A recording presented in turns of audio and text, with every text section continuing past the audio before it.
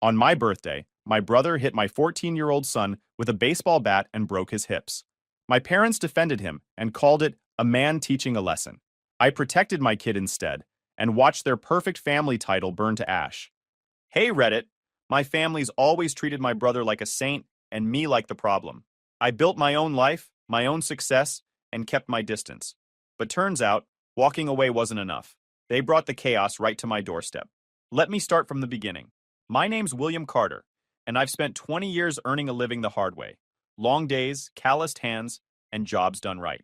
I run a small construction company in Spokane, Washington, building custom homes. It's honest work, and the house my family lives in? I built it myself, beam by beam. My wife Maria keeps me grounded. Quiet strength, tougher than most men I know. Our kids reflect both of us. Noah, 14, loves taking things apart and rebuilding them. Lily, 12, sees through people faster than I ever could. The only tension in my life comes from outside these walls. My brother Paul, 38, still blames the world for his failures. And my parents, Robert and Helen, enable. They call me lucky, pretend my success just happened. Paul's always been the golden child. I'm just the proof they can't ignore. A week before my 40th birthday, Maria suggested a backyard cookout. I wasn't interested in attention, but she smiled that knowing smile and said it was for the kids. I gave in. One simple celebration, family and friends. Nothing fancy. At least, that's what I thought. I called my parents out of courtesy. My mother sounded thrilled, asked what she could bring. My father just grunted something about, as long as it's not one of those show-off parties. Then Paul called. He laughed through the phone, that smug tone he always uses when he's got nothing else to offer. Big man turning 40, huh? Bet you're grilling steak with that contractor money. It's just a cookout, I said. Yeah, he chuckled. I'm sure it is. Must be nice having everything work out for you. I almost hung up, but instead I said, show up if you want, Paul. Just don't bring drama. But he laughed again and said he wouldn't miss it for the world. Later that night, my mother called back. William, keep things civil, she said. Your brother's been under pressure. People talk when families fight. Then he can behave himself, I told her. She sighed. That disappointed tone I've known my whole life. You know how your temper can be. After I hung up, I sat out on the porch. The sky was clear, the kind of quiet that makes you think about the years behind you. I thought about what Maria had said, how the kids wanted to celebrate, and I felt something between pride and unease. I've spent my whole life earning respect the hard way. When men talk to me, they know I mean what I say. When someone crosses me, they don't get a second chance. That's not ego. It's survival. You set a line early in life, or people walk all over you. As the cookout got closer, Maria handled most of the planning. The kids made decorations and talked about grilling marshmallows after dark. Watching them, I reminded myself why I was doing it. For them. Still, I couldn't shake the feeling that something was waiting under the surface. I told myself it would be fine, that I could hold it together for one night. But I also made a promise. To myself, not anyone else. If anyone brought disrespect into my home, I wouldn't look the other way this time. Not from Paul, not from my parents, not from anyone. Everyone's got a breaking point. Mine was closer than I realized. By late afternoon, the backyard was alive with smoke, chatter, and the smell of grilled meat. My father, Robert, had parked himself near the cooler, beer in hand, holding court like it was his job. I didn't look up. He'd been doing that all day, complimenting Paul for surviving his own laziness, pretending it was character. My mother, Helen, was hovering near Maria at the buffet table. Every sentence started as a compliment and ended as a critique. These are lovely sides, dear. Though you might want to keep the potato salad on ice longer next time. Mayo spoils quick.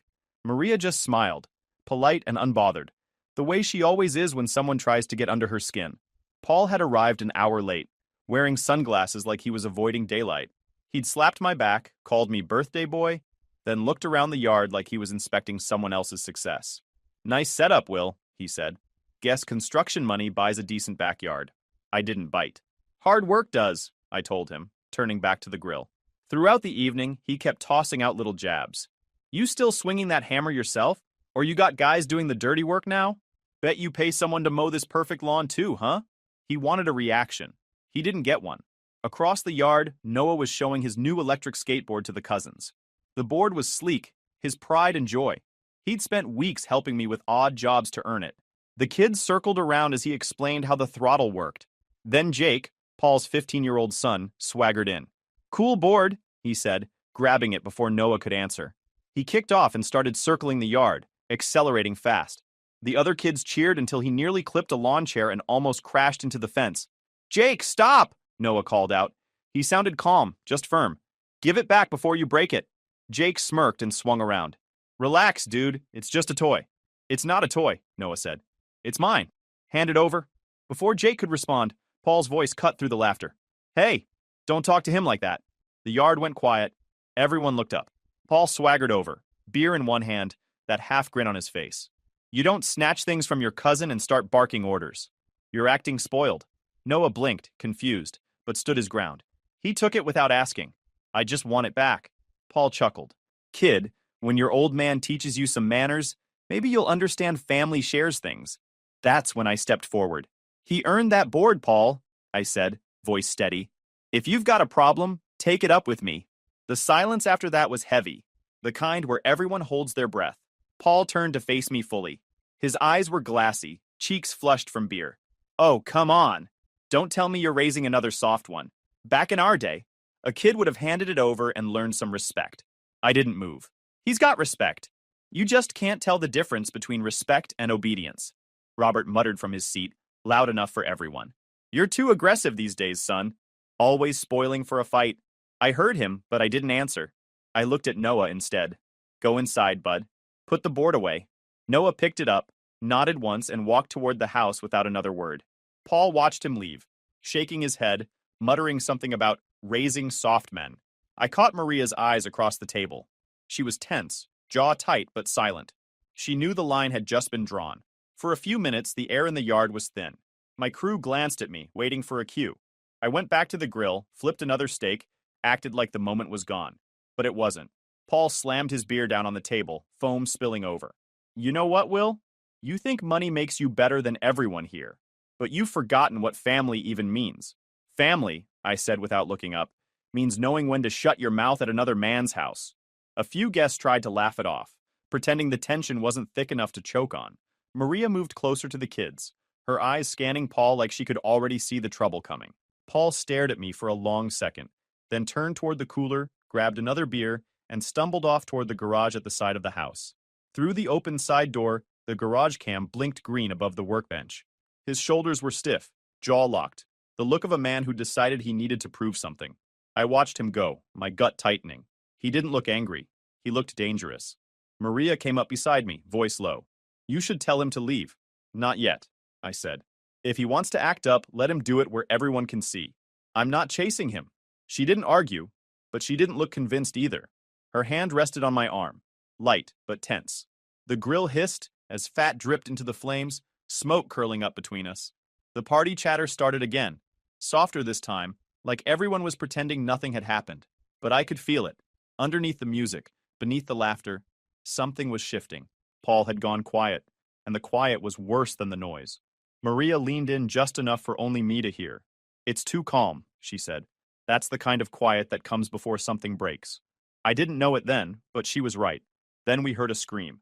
That sound, it wasn't just pain. It was betrayal. It froze the whole yard.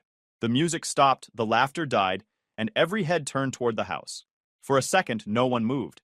Then Maria's eyes met mine. I dropped the tongs, and we both ran. I didn't know what I'd find. The scream had come from the garage, sharp and raw, like something breaking in half.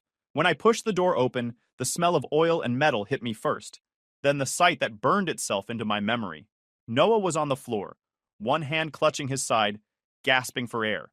His face was twisted in pain, eyes wide and unfocused. A few feet away, Paul stood frozen, holding a baseball bat.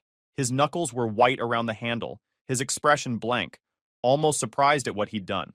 Maria rushed past me with Lily right behind her. She dropped to her knees next to Noah, her voice cracking as she called his name. "Noah, breathe, baby, breathe." I didn't say anything.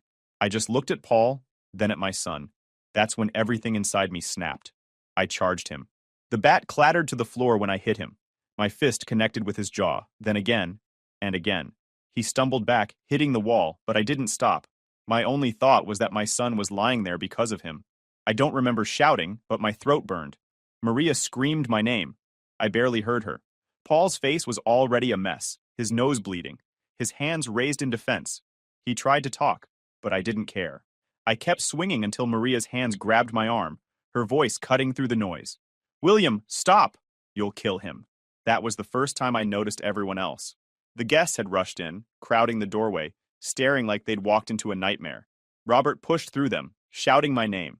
That's enough! For God's sake, stop it! I let go. Paul dropped to his knees, gasping, holding his face. Blood dripped from his lip onto the concrete. The bat lay beside him, streaked with dust and a smear of something darker. I turned toward Noah. He was curled up, trembling, his breath shallow and quick. Maria's hands were shaking as she tried to lift his shirt. There was already a deep bruise spreading across his ribs, purple and angry. Lily stood frozen near the door, tears streaming silently down her cheeks. What did you do? Maria shouted at Paul, her voice shaking with fury. Paul didn't answer. He looked dazed, like he couldn't process what had just happened. He talked back, he muttered. He needed to learn. Before I could move again, Robert stepped between us. That's enough, both of you, he barked, his tone sharp, like he was still in control of the situation. Paul didn't mean it. He was just disciplining the boy. I stared at him. Disciplining? He didn't know his own strength, Robert said. You can't attack your brother like that in front of everyone. Maria stood, still holding on to Noah. Her voice was low but dangerous. He hit a child with a bat, Robert. A 14-year-old boy. Look at him. Helen came rushing in then, pushing past people until she was at Paul's side. She knelt beside him, her face full of shock and anger. Not at what he'd done, but at me. William, how could you? She said. You've humiliated your family in front of everyone. I couldn't believe what I was hearing. My son was on the ground, barely able to breathe, and all they cared about was embarrassment. Paul tried to stand, swaying, one hand still covering his bloody face. He deserved it, he said hoarsely. Kids got no respect. That did it. I stepped forward again, but Maria grabbed my arm hard enough to stop me. Don't, she said. He's not worth it. I looked at her, then at Noah. His breathing was uneven, a soft whimper escaping every time he moved. I dropped to my knees beside him, pressing a hand gently on his shoulder. Hang on, son. We've got you. Maria looked around at the frozen crowd. Someone call 911, she yelled. No one moved.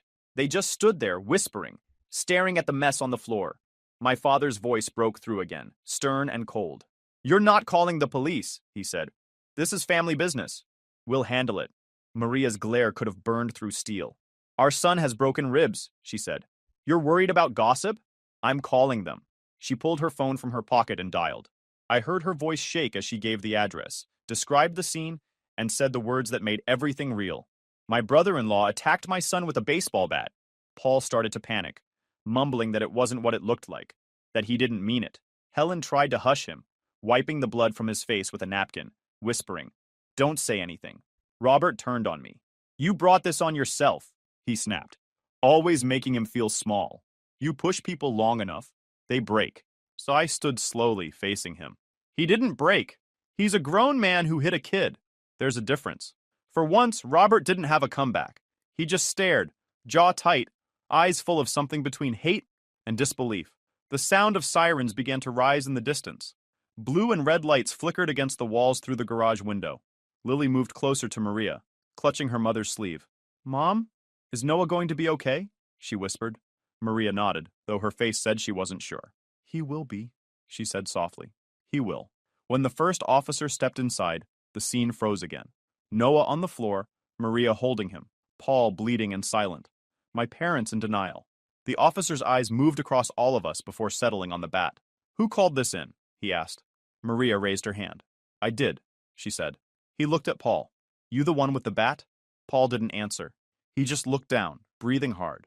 The officer sighed, radioing for paramedics. All right, he said. No one leaves unless you're with the medics. We're going to sort this out. As they started their work, I knelt beside Noah again. He tried to speak, but couldn't. I pressed his shoulder gently. Save your strength, I said. We're right here. A second team went to Paul, who sat slumped against the wall with blood on his face. A medic pressed gauze to his lip and called out, Possible nasal fracture. My father, Robert, stepped in front of the officers like he owned the place. This is family business, he said. We'll handle it ourselves. I moved between them. Family or not, that man hit a child with a weapon. The officer didn't argue. We'll need statements, he said, nodding to his partner. Get photos of the bat. The ambulance doors shut behind Noah and Maria, with Lily climbing in after them. When the doors closed, the yard went quiet except for the radios crackling on the officers' belts. Paul was taken into the second ambulance, his face a blur of bruises and resentment. At the hospital, the air smelled like disinfectant and metal. They pushed Noah into a small ER room, nurses working fast. A doctor ran her fingers along his ribs, then looked up at me. 2 fractures on the right side, she said.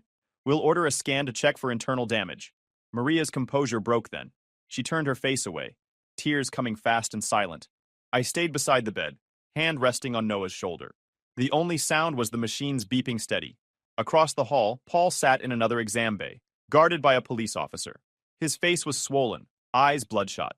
When our eyes met, he smirked like he still thought he had control. I turned away. A detective came in with a recorder and notebook. Tell me what happened, he said. I gave him the short version. I heard my son scream. When I got there, Paul was standing with a bat. My son was on the ground. I reacted. The detective nodded. We'll take the footage from your home cameras. We'll need both your statements again later. While we waited, Noah started to stir. His eyes opened slowly. Dad? His voice was faint, every breath a wince. I'm here, I said. He swallowed hard. He came in yelling, said I disrespected him. I told him I wasn't trying to be rude. Then he grabbed the bat. He stopped to breathe. I turned to leave, and he swung. Felt like my ribs cracked. Maria wiped his forehead. It's over, she said softly. You're safe now. The CT results came back clean. The doctor returned, clipboard in hand. 2 fractured ribs, no organ damage. We'll manage the pain, fit a soft support, and focus on breathing exercises. He needs rest. Maria thanked her, voice trembling. I stood back, watching the doctor fit a soft support and coach him on breathing. Every slow breath made him wince, but he didn't complain. A woman from Child Protective Services arrived, mid-40s, calm, direct. She introduced herself and asked to speak with us privately. We followed her into a small waiting room off the hallway. Has Paul ever acted violently toward your family before? She asked. No, Maria said. He drinks. He yells. But this, never. Any history of fights or threats? He's thrown things, I said. Tonight he used a bat. The agent took notes, steady and methodical. Based on what I've heard, this qualifies as assault on a minor with a weapon. CPS will request a temporary no-contact order for your household, and the police will pursue the criminal charges. Do it, I said. She looked at Maria. You did the right thing calling 911. Maria nodded, holding the tissue crumpled in her fist. It didn't feel like I had a choice. When we stepped back into the hallway, my parents were there. Robert's expression was tight, his anger hiding under a thin layer of control. Helen stood beside him, red-eyed and trembling. Robert didn't waste a second. You've humiliated this family, he said. Bringing the police into our business? You've destroyed your brother. He destroyed himself, I said. He hit my kid. Helen's voice cracked. You didn't have to make a scene. We could have handled this quietly. Quietly? Maria snapped before I could speak. Our son is lying in a hospital bed. Robert pointed at me. You've always been the same. Ready to make Paul look bad. I stepped closer. You protect the wrong people. Don't ever set foot in my house again. He didn't back down. Watch your mouth, son. I looked him straight in the eye. No, watch yours. For a long second, no one said anything. Then he took Helen's arm and turned away. They walked down the hallway without looking back. Maria exhaled, slow and shaky. That's it then, she said. Yeah, I said. That's it. The detective returned with a clipboard. Paul's being charged with assault in the 2nd degree. Deadly weapon, he said. He'll be transported once he's medically cleared. CPS has already requested an order of no contact. Good, I said. He nodded. We'll contact you for follow-up. Noah was dozing when we went back to his room. Lily sat beside him, tracing small circles on the blanket. Maria read the discharge papers aloud, checking every instruction twice. I stepped into the hall and grabbed 2 coffees from the vending machine. The bitterness helped keep me steady. When I came back, the doctor was finishing the wrap and handing over a prescription.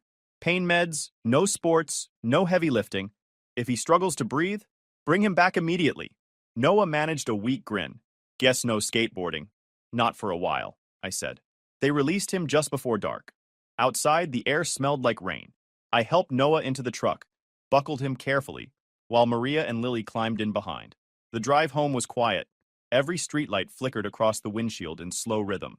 Maria reached over and rested her hand on my arm. I didn't need to say anything. At the house, I got Noah settled on the couch, propped up with pillows, a blanket tucked around him. Maria locked every door, checked every window. Lily stayed by her brother until he drifted off. I stood in the kitchen looking out at the dark yard. The same garage sat there, ordinary and still, but it didn't feel like part of home anymore. Something had changed in those walls. From now on, nobody, not family, not anyone, would make my kids feel small or unsafe again. Whatever it cost, that line wasn't moving. A week later, the house had gone quiet again. Noah was healing, wrapped in his rib brace, moving slow but steady. Maria was back at work half days, and Lily hovered close to her brother, never letting him lift anything heavier than a glass of water. That morning, I sat at the kitchen counter with my coffee, reviewing invoices. The sun was just breaking over Spokane, lighting the edge of the yard. It was the first morning that almost felt normal. Then the doorbell rang. 2 quick presses, a pause, then one more. I knew that rhythm. I set my mug down and walked to the door. Through the frosted glass, I saw Paul. One arm in a sling, face half covered by sunglasses, same cocky stance as always.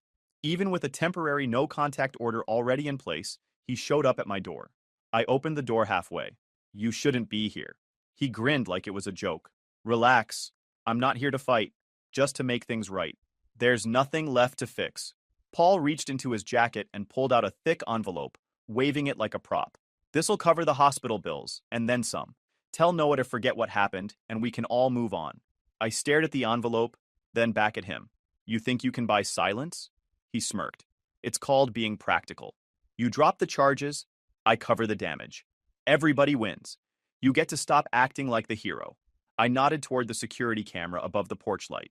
"Say that again for the recording." His grin faltered. His eyes flicked up to the lens, then back to me. "You're unbelievable," he muttered. "Always have to prove you're better than me." "Better?" I said. "No, just not a coward who hides behind money." His nostrils flared. "You think you're righteous? You're pathetic." "Dad's right. You've always been full of yourself." I kept my voice level. "Leave, Paul, before you make it worse." He stepped closer. "Worse. You already turned Mom and Dad against me. You ruined this family. You did that when you picked up a bat." The words hit him harder than my fists ever had. His jaw tightened, and he shoved the envelope against my chest. "Keep it. You'll need it when people hear how you beat your own brother. Clients will bail, and your fancy little business will start falling apart." I let it fall to the porch. "Pick that up on your way out." For a moment, he just stood there, breathing hard. Then he pointed at me with his good hand. "You're teaching that boy to hate. You'll regret this." I didn't answer. I just shut the door. Through the glass, I watched him storm off and peel away down the street. When his car disappeared, I opened the door again, grabbed the envelope with a paper towel, and set it on the counter. Inside was a neat stack of bills. Mostly hundreds, maybe 10 grand total. Dirty money meant to clean a mess that couldn't be cleaned. I took pictures of everything, the cash, the envelope, the timestamp from the porch camera, and called the detective handling Paul's case. He showed up that afternoon, watched the footage, and shook his head. "Tampering with a witness," he said flatly. "We'll add it to the charges. And it's also a violation of the no-contact order." By the time he left, I felt something I hadn't in weeks. Clarity. An hour later, my phone buzzed. "Robert." I almost ignored it, but answered anyway. "William," he started immediately, "your mother's in tears. Why are you still pushing this? Your brother's not a criminal." "He tried to bribe me this morning," I said. "That's not family, that's corruption." "Don't exaggerate," he snapped. "You're blowing this out of proportion. You'll regret tearing this family apart." "It was already torn apart," I said, and hung up. Respect isn't something you ask for or buy, it's something you enforce. And from now on, anyone who crossed that line, family or not, would learn exactly what that meant. 6 months later, trial. The courthouse parking lot was packed before the sun was fully up.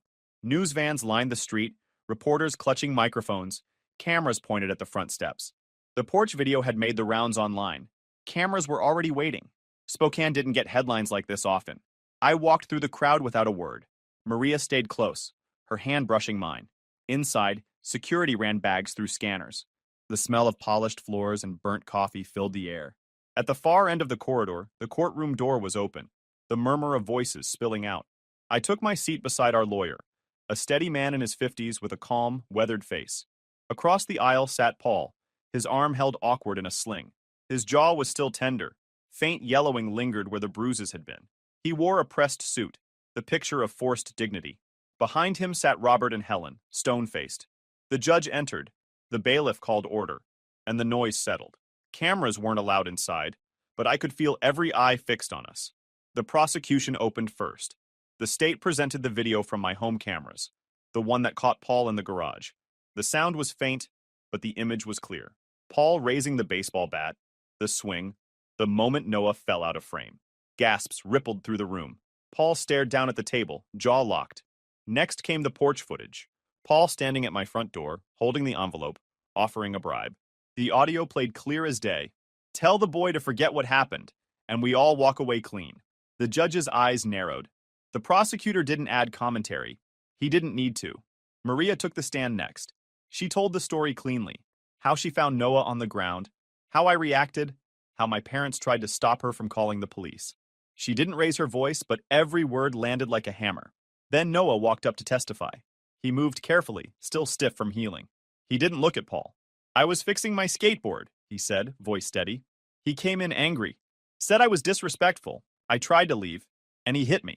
The prosecutor asked what happened next. I screamed, Noah said. Then I saw my dad run in. That was all. No dramatics, just truth. When it was my turn, I stood, buttoned my jacket, and stepped into the witness box. The defense lawyer didn't look up from his papers. The prosecutor started simple. Mr. Carter, after seeing your son injured, what did you do? I hit Paul, I said, repeatedly. Why? He hurt my son, I said. I reacted like a father. A few heads nodded around the room. The prosecutor thanked me and sat down. The defense took over, trying to twist it. So you admit to assaulting your brother? I admit to stopping him, I said. If I'd waited, he might have swung again. The lawyer tried to paint me as short-tempered, but it fell flat. Every question he asked circled back to the same point. Paul hit a child. Nothing else mattered. The judge called for closing arguments after a short recess. The prosecution was crisp. This case isn't about rivalry, he said. It's about accountability. A grown man used a weapon on a minor, then tried to buy silence. The evidence speaks for itself. The defense leaned on family loyalty, calling it a misunderstanding gone too far. But even he sounded tired saying it. When the jury returned, the room felt weightless. The foreman handed the paper to the judge. She read slowly, voice echoing in the chamber. On the charge of assault in the second degree, deadly weapon. Guilty. On the charge of tampering with a witness. Guilty. Paul's shoulders sagged. 8 weeks later, sentencing. The judge pronounced sentence. The defendant, Paul Carter, is sentenced to 4 years in state prison, completion of an anger management program, full restitution for medical expenses, and a permanent restraining order protecting the Carter family. A few gasps rippled from the spectators' benches. Robert lowered his head.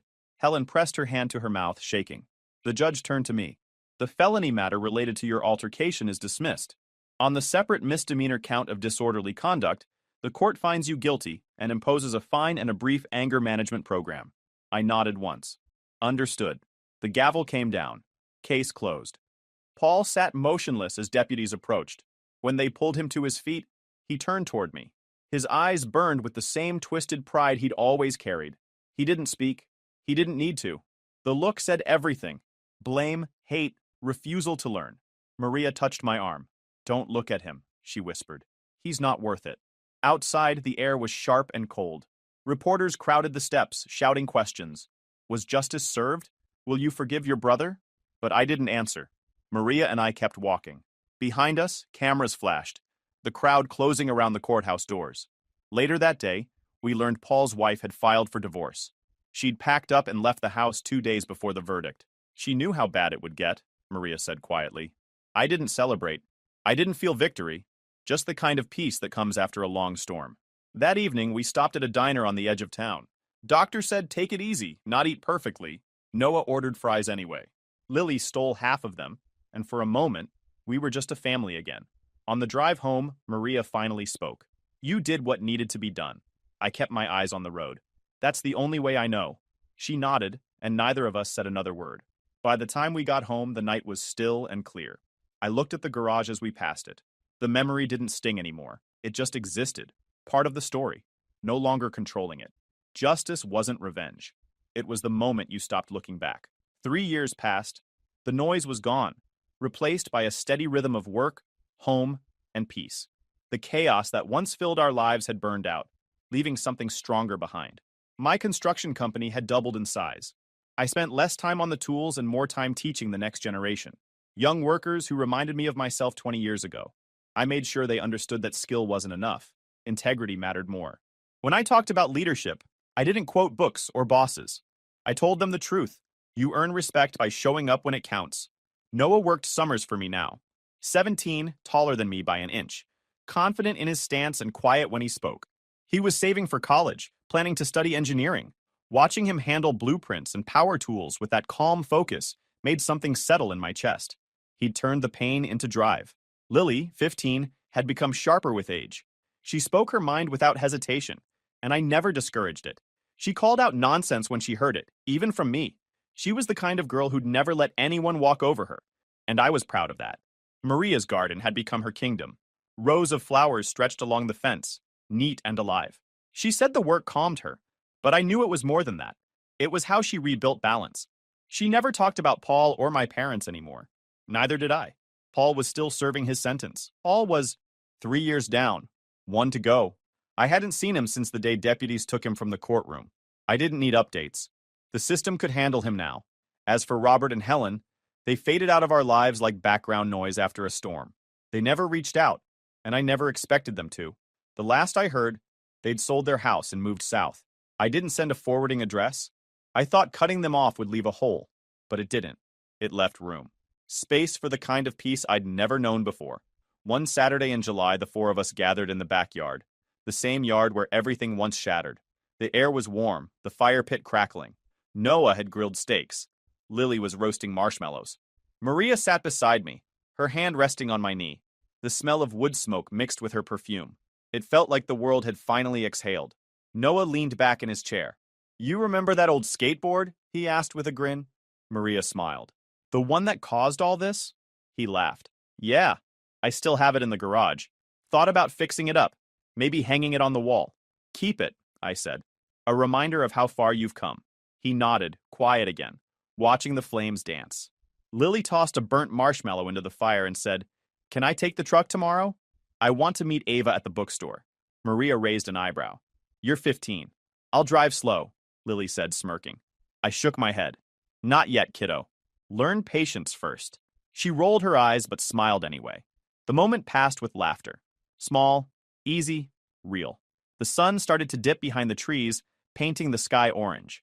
Firelight flickered across their faces, and for the first time in years, the house felt whole. The same backyard that once echoed with shouts now carried only the sound of my kids' voices and the hum of crickets. I looked at Maria, her eyes reflecting the glow of the fire. "You ever think about them?" I asked quietly. She shook her head. "Not anymore. We built something better." I nodded. "Yeah, we did." The truth was simple. Peace didn't come from forgetting what happened. It came from refusing to let it define us. I used to believe blood meant loyalty, that family was automatic. But I learned that isn't true. Blood doesn't mean loyalty. You earn that through actions, not last names. Loyalty is standing up when it matters. It's choosing what's right even when it costs you something. It's Maria holding our family together. It's Noah fighting through pain without bitterness. It's Lily's honesty, sharp and fearless. That night, I leaned back in my chair, feeling the heat from the fire on my hands. The stars were starting to come out. The yard glowed with string lights Noah had hung last summer, and the sound of the kids laughing drifted through the air. Maria reached over and took my hand. I looked at her, then at the house, the yard, the life we'd fought to protect. A man's job is simple. Protect what's his. I don't start fights, but I finish anything that comes for mine. The fire cracked again, sending a spark into the night, and I let it burn. YouTube just dropped this new hype feature. If you're hooked on this story, smash that hype button. It tells YouTube this video deserves to blow up, and it keeps even crazier stories coming your way.